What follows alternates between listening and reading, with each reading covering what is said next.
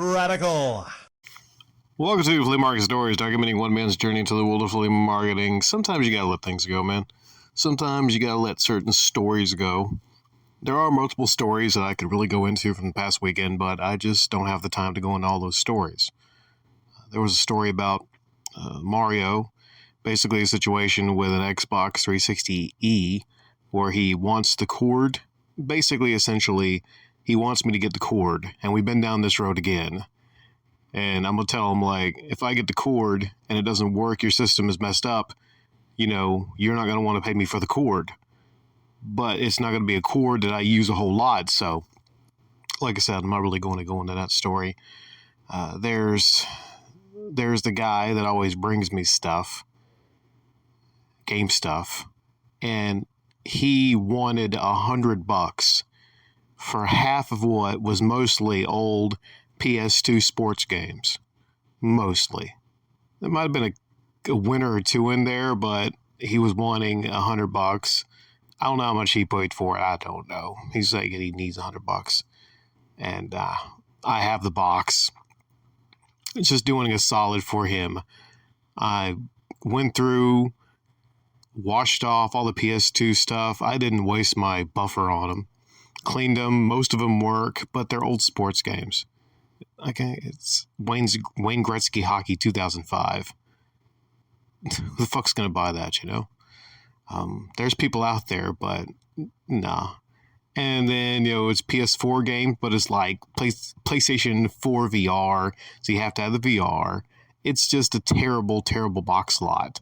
I've never seen a more worthless 60 games. It's just terrible. It's like the worst. Almost freaking the worst. Yeah.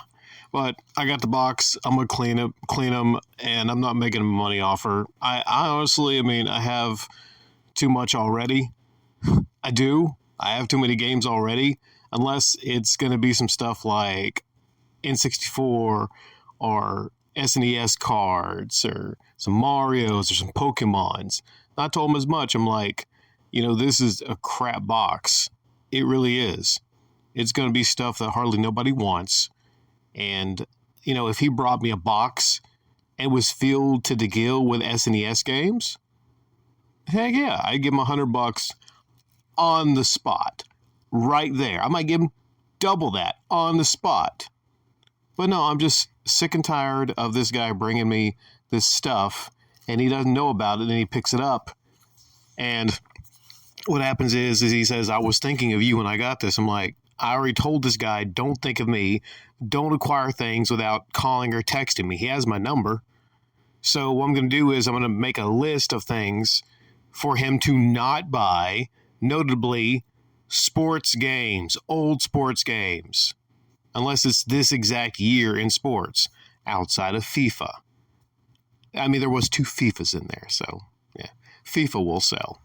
But I'm going to make him a list of things to not buy and things to buy. I'll just write down Nintendo games.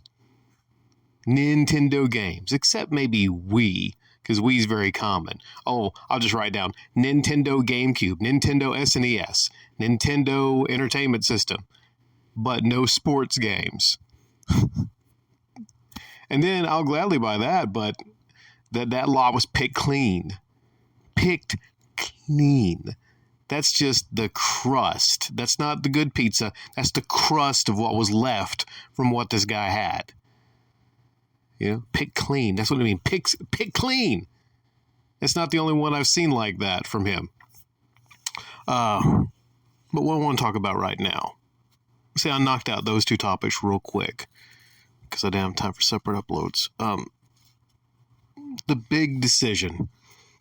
The biggest decision I've ever made there at the flea market is if I should stay in my current spot or move down the line.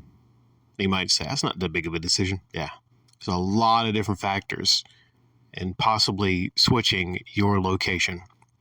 Even if it's just a minute walk down, could have huge ramifications, both positive and negative. It's almost like, you remember the episode of Big Bang Theory where Sheldon is looking at the Xbox One and, sorry for that notification, Sheldon is looking at the Xbox One and the PS4. And he's like, well, with the Xbox One, I could control everything, but the PS4 does have some lights, you know? So he's going back and forth, and he just can't make a decision. It's almost how I was here, because the positives of this other location would be location. It's much closer to the main office area, much closer to where most people park. So there's a potential for higher traffic at that location. So you think, no brainer. Higher traffic, more sales, book it down.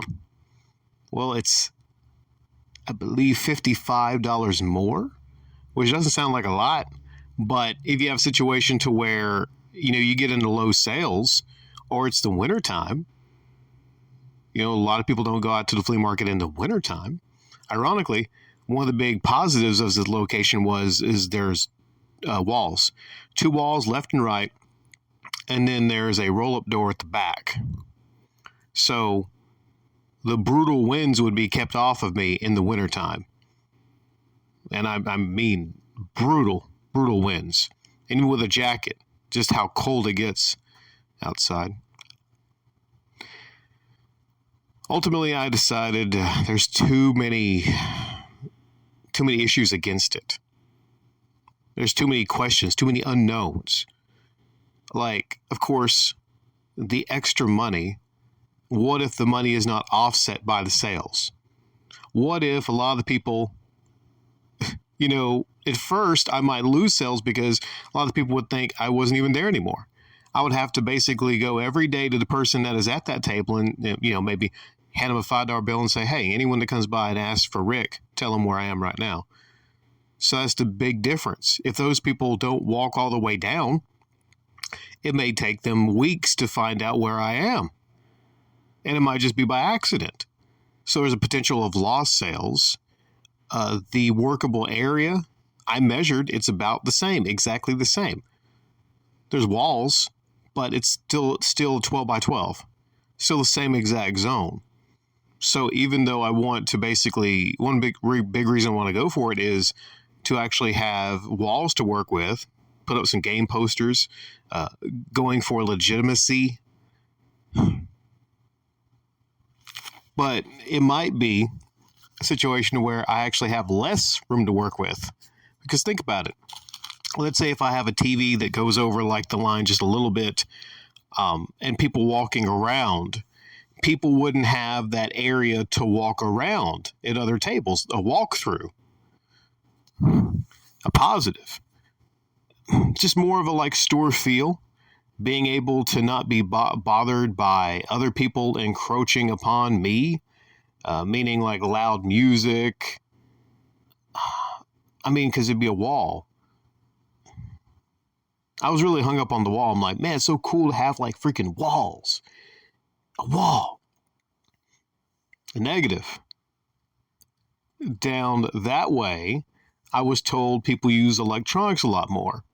Because it's the people that's been there for a while, and there's only 4 electrical outlets. Now, what if someone doesn't have a surge protector, and they got a lot of their things plugged in, and let's say they've been there for a while? They're going to feel like, well, this is a new dude on the block, so he's a newbie here in this spot. At least in my current location, I've been in my current location for more than half a year, so it's like my location. I decided to stay. Just outside, so I'd be paying more money for possibly ultimately less room to work around and possible initial lost sales. It'd take me maybe a while to recoup those initial lost sales. It really is a big decision. It's a huge decision. And I don't want to make the wrong one. I hate toughing it out. I hate the cold winds. I hate the feeling of having your fingers, not being able to feel your fingers when you're setting up the game consoles. I hate that. But maybe I'll have to just make a shift in the wintertime to not have the arcade set up and just put games out. Because even at this location, it has the walls. The front is still open. might still be a little drafty, and it's not that far off from the opening. You go down a row, it's an inside building, there's a left and a right. And I asked one of the guys over there, he was closer to the opening. You're on the inside, but in the winter, does it still get cold? And he says, yes, because the wind just hits and goes right in like a tunnel. So, it's not going to be colder over there. I would be able to hunker down and, maybe put some stuff up around the cracks and whatnot. My main concern would be just the weather. If that's the case, I'll just maybe buy me a tarp like a lot of people do around where I am and pull the tarp down. These are the decisions. These are the big decisions that you have to make. This is the biggest decision, whether or not to move my current location. It's working pretty well for me right now. One big problem that I get from time to time is the fact that I don't speak Spanish. And usually to the left or right of me or across from me, there's people that do speak Spanish. There's people that do. So sometimes I have free translation. Also, the setup of the arcade, how it is right now is I have my main table up at the front, and then I have a table to the back left of me, aiming out. So if I had walls, then I would have to set up the arcade a bit differently. And everything might not work the same way. Whereas, people would be on the inside. I thought about that too. This has taken up a bulk of my last week. Just sitting down, going back and forth. Like I said, kind of like Sheldon on that Xbox One and that PlayStation 4. Unlike that situation with Sheldon in Big Bang Theory, though, this is one decision to make. I can't be at both locations at the same time. I can't physically be in both locations. I don't have anyone. The only option I can think of is like to have a friend or something run the other booth, but I don't know anybody that would be really, really good at, game sales. So I'm going to have to let it go. I will. Also, right now where I am is almost perfect as far as getting my car in and out. Whereas before, when I was on the same row, I was a little farther down that same row on the opposite side. It was hard for me to get my car in and out some days. Hard to angle my big Impala in and out of some of those areas. But right now, sometimes they say, when you don't have a problem, you don't think about it all too much. But when you have a problem, it's always on your mind. I don't have a problem right now. I go in the gate, go to the right, go to the left, and I can even back in just perfectly. I have lots of space because on the other side, there's not cars on the other side. It's storage buildings. Whereas opposite, if I was to be at this area, I would have to park behind the roll-up door, and there's vehicles on the other side. Plus, there actually is the office on the other side. So yeah, there's more traffic, but that can be a bad thing also if you're trying to get in and out. And sometimes I'm leaving right before I got ahead to go get something to eat and then go to the main job. So what happens if I'm stuck and I can't get out and I have to find somebody, who's parked the other car, the other big van a certain way, which was a problem before when I was on the other side. I never had that issue. Never had that issue. So I guess I'm just going to have to be cold in the winter months and just kind of deal with it the best I can. Maybe not have the arcade up, or at least if I do, maybe just have one system to test stuff out. Maybe leave there early every day. But that'll just be for the winter months. I don't know, man. But it's just there's a part of me that might wind up kicking myself for this decision because, I could have had close to a storefront, man. Would have been nice. What would have been? You can even, they let you paint the wood. So I could have painted the wall black. Right now it's white with little butterfly stickers on it, so I probably wouldn't keep that. You could paint the wall black. They said you could actually, you could put some sheeting in some of the ceiling holes. And of course I could hang posters. Yeah, I'd hang all different kind of game posters, man.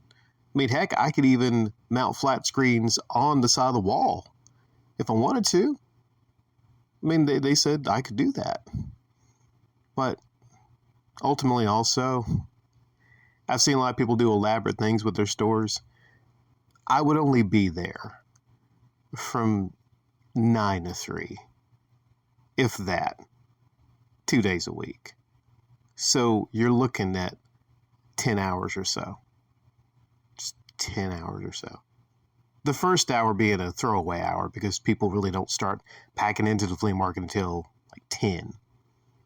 So you're looking at less than 10 hours, maybe actually 8, because people start not coming there around 2, maybe 1 on some days.